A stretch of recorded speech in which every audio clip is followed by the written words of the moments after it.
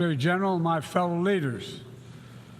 About a week ago, I stood on the other side of the world, in Vietnam, on soil once bloody with war. And I met a small group of veterans, Americans and Vietnamese, who witnessed, and I watched the exchange of personal artifacts from that war, identification cards and a diary. It was deeply moving to see the reaction of the Vietnamese and American soldiers. Culmination of 50 years of hard work on both sides to address the painful legacies of war and to choose to work together toward peace and a better future. Nothing about that journey was inevitable. For decades, it would have been unthinkable for an American president to stand in Hanoi alongside a Vietnamese leader and announce a mutual commitment to the highest level of country's partnership. But it's a powerful reminder that our history need not dictate our future. With the concerted leadership and careful effort, adversaries can become partners. Overwhelming challenges can be resolved, and deep wounds can heal. So let us never forget that. When we choose to stand together and recognize the common hopes that bind all humanity, we hold our hands the power to bend that arc of history. My fellow leaders, we gather once more at an inflection point in world history, with the eyes of the world upon all of you, all of us. As President of the United States, I understand the duty my country has to lead in this critical moment, to work with countries in every region, linking them in common cause, to join together with partners who share a common vision of the future of the world, where our children do not go hungry and everyone has access to quality health care, where workers are empowered and our environment is protected, where entrepreneurs and innovators everywhere can access opportunity everywhere, where conflicts are resolved peacefully and countries can chart their own course. The United States seeks a more secure, more prosperous, more equitable world for all people because we know our future is bound to yours. Let me repeat that again. We know our future is bound to yours. And no nation can meet the challenges of today alone. The generations that preceded us organized this body, the United Nations, and built international financial institutions and multilateral and regional bodies to help take on the challenges of their time. It wasn't always perfect. But working together, the world made some remarkable and undeniable progress that improved the lives of all people. We avoided the renewal of global conflict while lifting more than 1 billion people out of extreme poverty. We together expanded access to education for millions of children.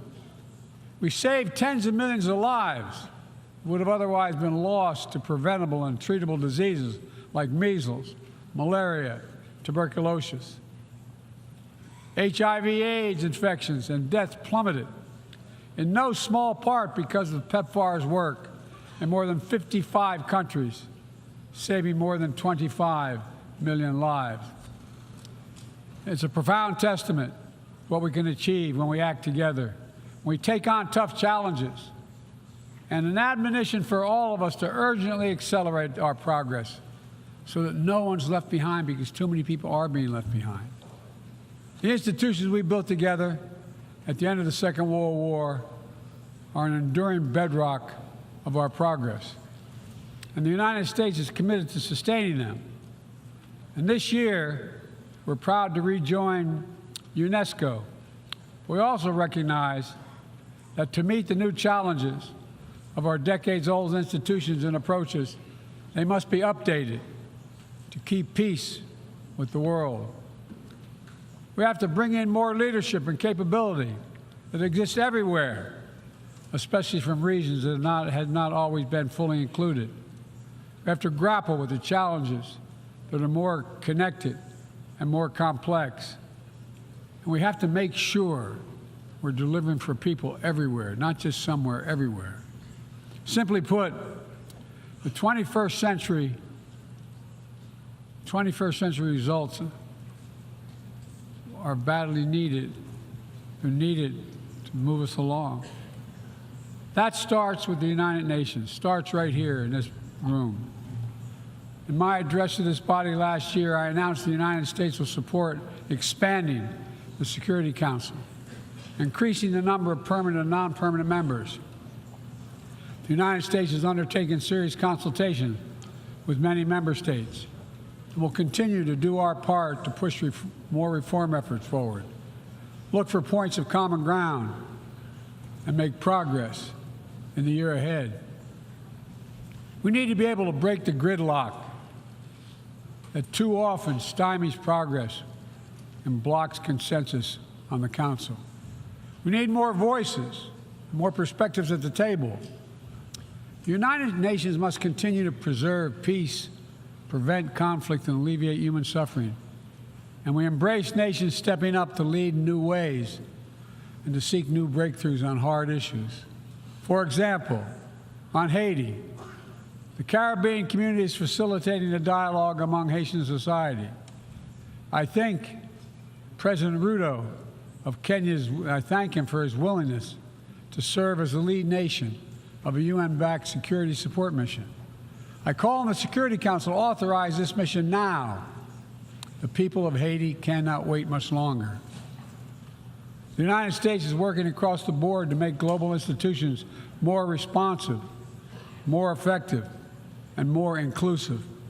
For example, we've taken significant steps to reform and scale up the World Bank, expanding its financing to low and middle-income countries so it can help boost progress toward meeting the Sustainable Development Goals and better address interconnected challenges like climate change and fragility.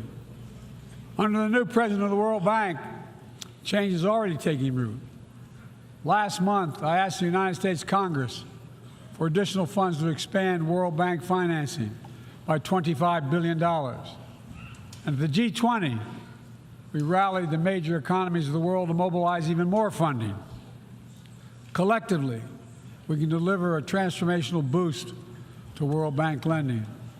And because the multilateral development banks are among the best tools we have for mobilizing transparent, high-quality investment in developing countries, reforming these institutions can be a game changer.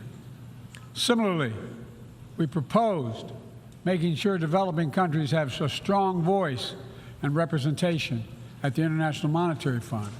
We're going to continue our efforts to reform the World Trade Organization, and preserve competition, openness, transparency, and the rule of law, while at the same time equipping it to better tackle modern-day imperatives like driving the clean energy transition, protecting workers, promoting inclusive and sustainable growth. And this month, we strengthened the G20 as a vital forum, welcoming the African Union as a permanent member. By upgrading and strengthening our institutions, that's only half of the picture. We must also forge new partnerships, confront new challenges. Emerging technologies such as artificial intelligence hold both enormous potential and enormous peril. We need to be sure they are used as tools of opportunity, not as weapons of oppression.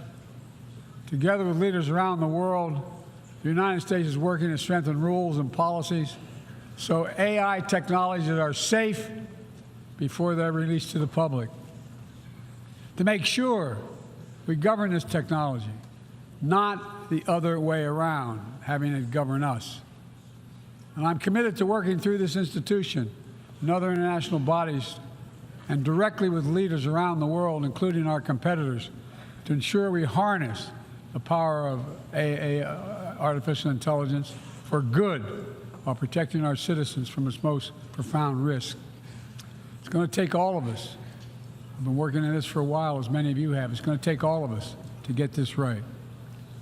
In every region of the world, the United States is mobilizing strong alliances, versatile partnerships, common purpose, collective action to bring new approaches to our shared challenges.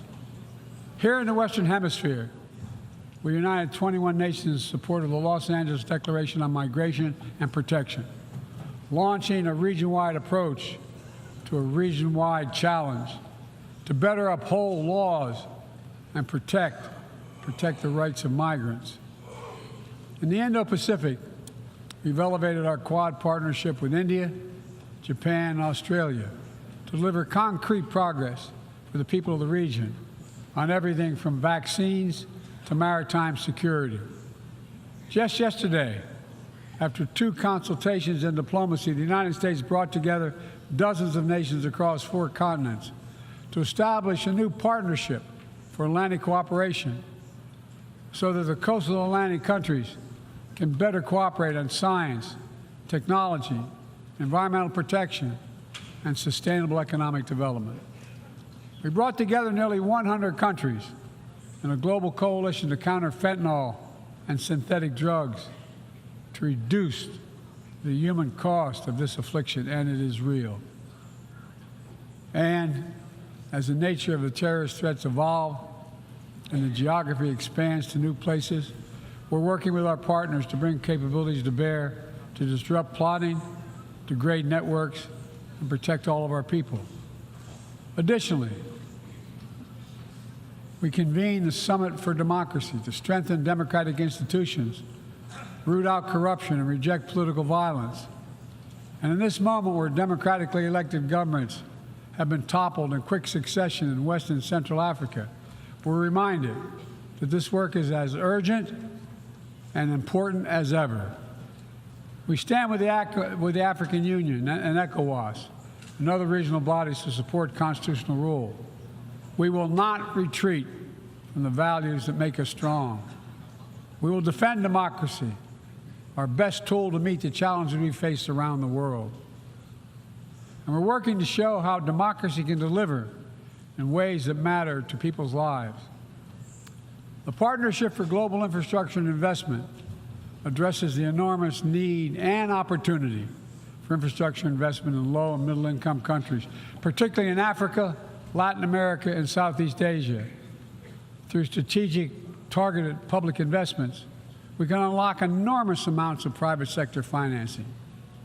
The G7 has pledged to work with parties to collectively mobilize $600 billion in infrastructure financing by 2027. The United States has already mobilized more than $30 billion to date.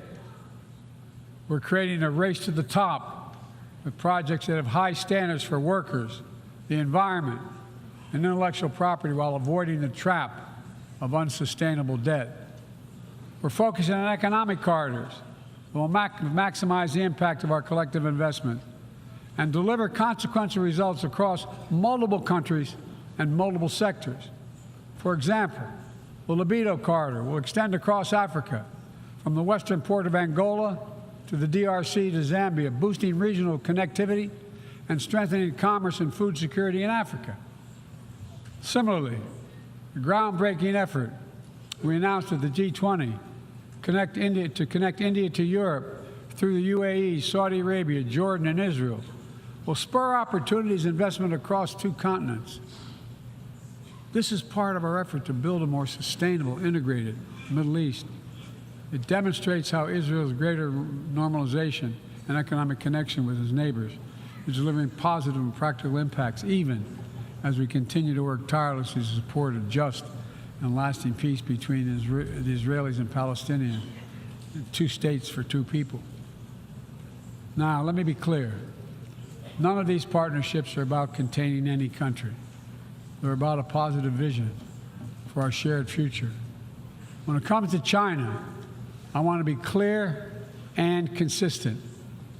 We seek to responsibly manage the competition between our countries so it does not tip into conflict. I've said we are for de-risking, not decoupling with China. We will push back on aggression and intimidation and defend the rules of the road, from freedom of navigation to overflight to level economic playing field that have helped safeguard security and prosperity for decades. But we also stand ready to work together with China on issues where progress hinges on our common efforts. Nowhere is that more critical than accelerating the climate crisis, than the accelerating climate crisis. We see it everywhere.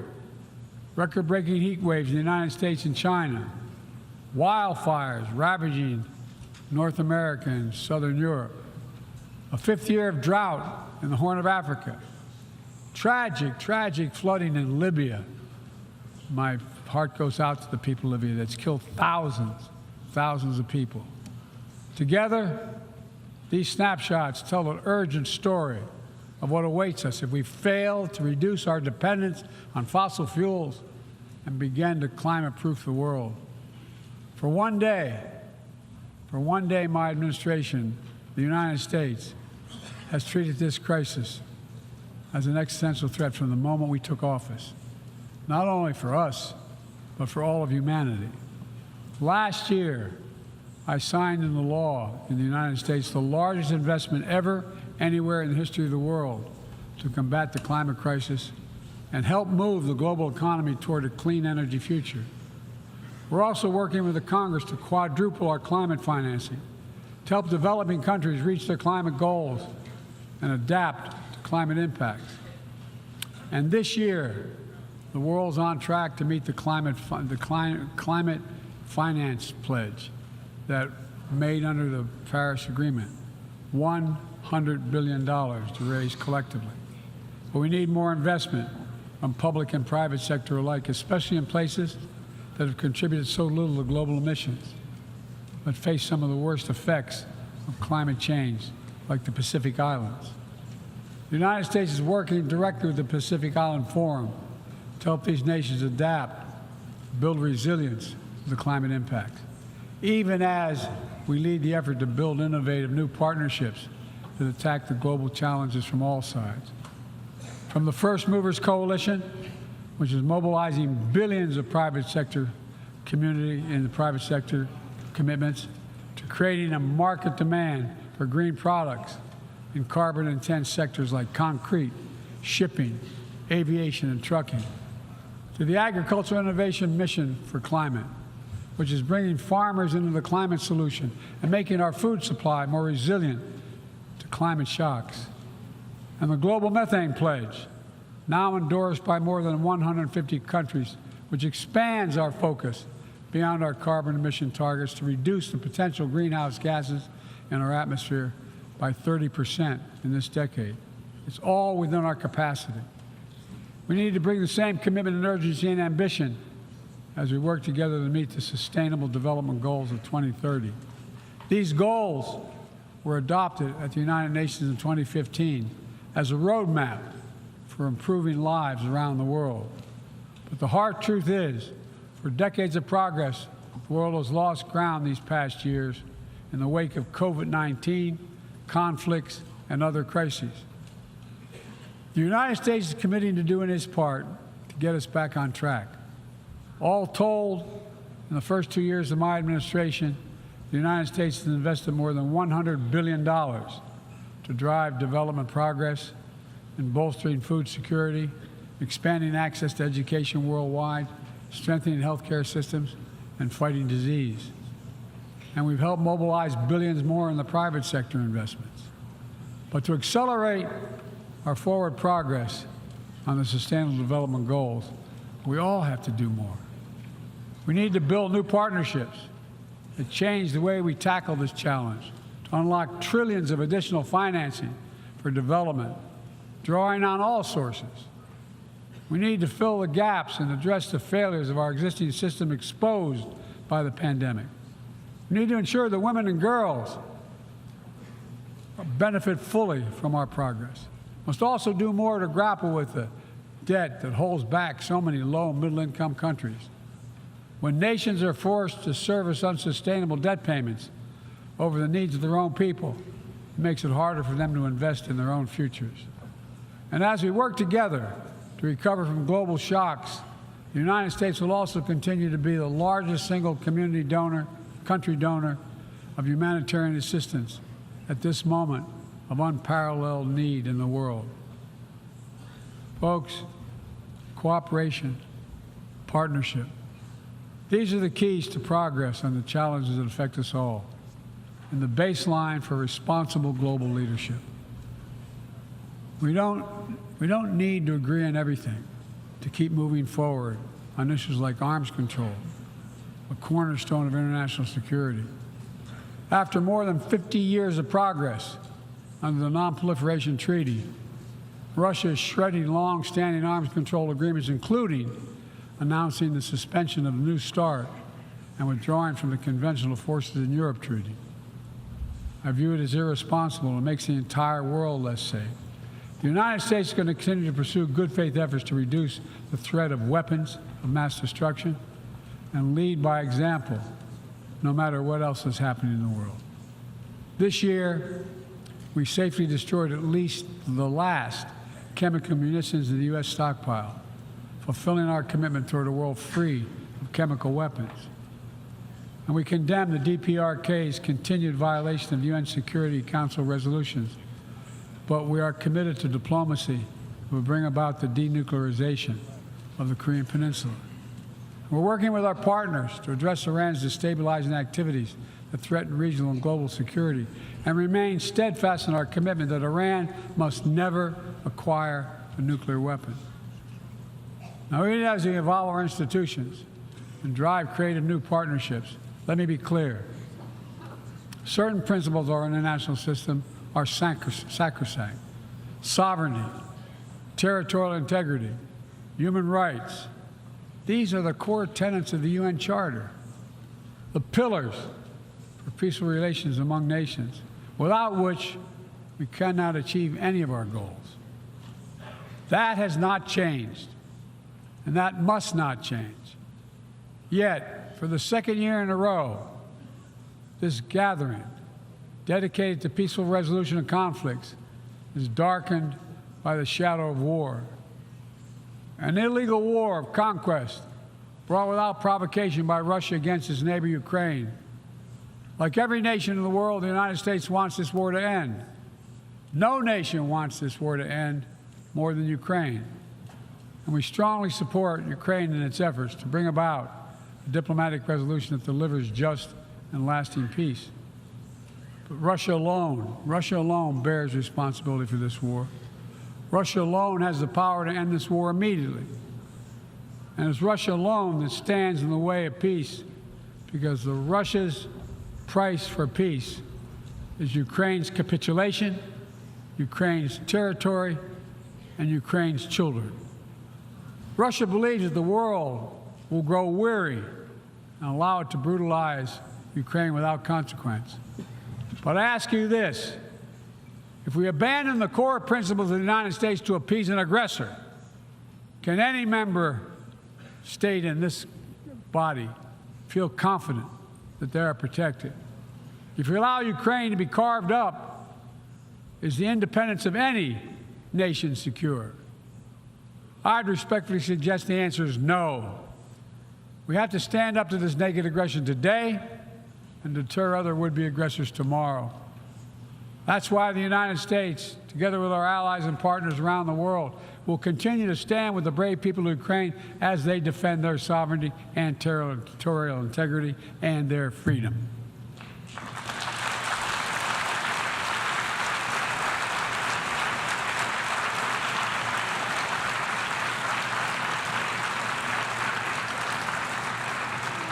It's not only an investment in Ukraine's future, but in the future of every country that seeks a world governed by basic rules that apply equally to all nations and uphold the rights of every nation, no matter how big or small. Sovereignty, territorial integrity, they are the fixed foundations of this noble body. And universal human rights is its North Star. We cannot sacrifice either. 75 years ago, Universal Declaration of Human Rights captured a remarkable act of collective hope. I say that again, collective hope. Drafted by a committee representing different regions, faiths, philosophies, and adopted by the entire General Assembly. The rights contained in the Declaration are elemental and enduring. And while we still struggle to uphold equal and inalienable rights of all, they remain ever steady and ever true. We cannot turn away from abuses, whether in Xinjiang, Tehran, Darfur, or anywhere else. We have to continue working to ensure that women and girls enjoy equal rights and equal participation in their societies, that indigenous groups, racial, ethnic, religious minorities, people with disabilities do not have their potential stifled by systemic discrimination, that the LGBTQI plus people are not prosecuted or targeted with violence because of who they are. These rights are part of our shared humanity. They're absent. When they're absent anywhere, their loss is felt everywhere. They are essential to the advancement of human progress that brings us together. My fellow leaders, let me close with this. At this inflection point in history, we're going to be judged by whether or not we live up to the promises we made to ourselves, to each other, to the most vulnerable, and to all those who will inherit the world we create, because that's what we're doing. Will we find within ourselves the courage to do what must be done, to preserve the planet, to protect human dignity, to provide opportunity for people everywhere, and to defend the tenets of the United Nations? There can only be one answer to that question. We must, and we will. The road ahead is long and difficult, but if we persevere and prevail, if we keep the faith in ourselves and show what's possible, let's do this work together. Let's deliver progress for everyone. Let's bend the arc of history for the good of the world, because it's in our power to do it. Thank you for listening. You're kind.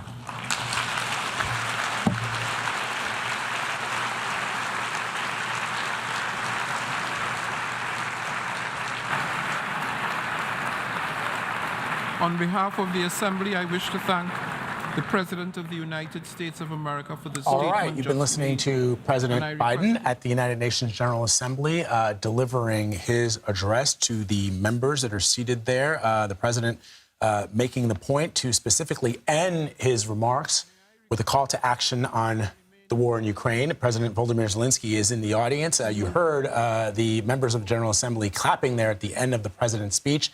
Let's bring back CBS News Chief White House correspondent Nancy Cordes, who was listening along with us here in the studio. So, Nancy, beyond what the president had to say about Ukraine, and it was specifically a call to action that the United States and other nations continue to hope for a diplomatic end to that war, what stuck out to you?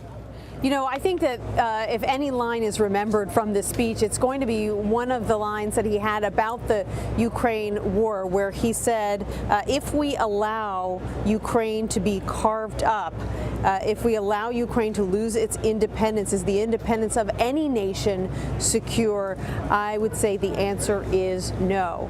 His argument, of course, for the global community to continue to show its support for Ukraine, even as this conflict drags on, making the argument that Ukraine is going to continue to need not just the emotional support, but the financial support, humanitarian aid, and military aid. Beyond that, he made a full-throated call for more global action on climate change. He said, here's what awaits us if we fail to climate-proof the world, and he went through a series of recent climate catastrophes and argued that we would only see more of them. And then when it came to China, very interesting, he said, I want to be clear, we seek to responsibly manage our relationship with China so that it doesn't tip into conflict. conflict. He said he doesn't want to contain China. He said all of these alliances and partnerships that he listed are not an attempt to bully China or encircle China in any way, but simply to make the case that he wants to push for a more responsible relationship with that global superpower. Yeah, I thought it was interesting, too, that he went sort of a step further and said, you know, we don't want to risk decoupling. Right. So it's not just about limited expansion, but we want to maintain this relationship that has been mutually beneficial to both countries. Moving forward. Yeah, I thought his wording was very interesting and just sort of like not on the main theme, but I also thought it was interesting that he brought up Haiti and called on the United Nations to pull together some sort of, mission to bring stabilization to Haiti. Right, and he said that right at the beginning of his remarks too, as if to draw attention to that particular situation. But he also said that the global community needs to be there for communities that are suffering around the world, whether it's Ukraine or Haiti or people who are starving or suffering in Darfur, and on and on. And I think that was a recognition that there are a lot of countries and a lot of people around the world who say, we feel very terribly for the people of Ukraine. They are suffering and we see that suffering, but there are people suffering elsewhere too. Why aren't we getting that money? Why aren't we getting that assistance? Why aren't we getting that kind of attention? And I think that those comments that you referenced, Anne-Marie, were really an attempt to recognize that there are plenty of places around the world where people are being treated unjustly. Indeed. Nancy Cordes, thank you so much. You're welcome. Wrongfully detained Americans are back on U.S. soil after spending years in Iran. What's next for them and the political implications for President Biden? You're streaming CBS News.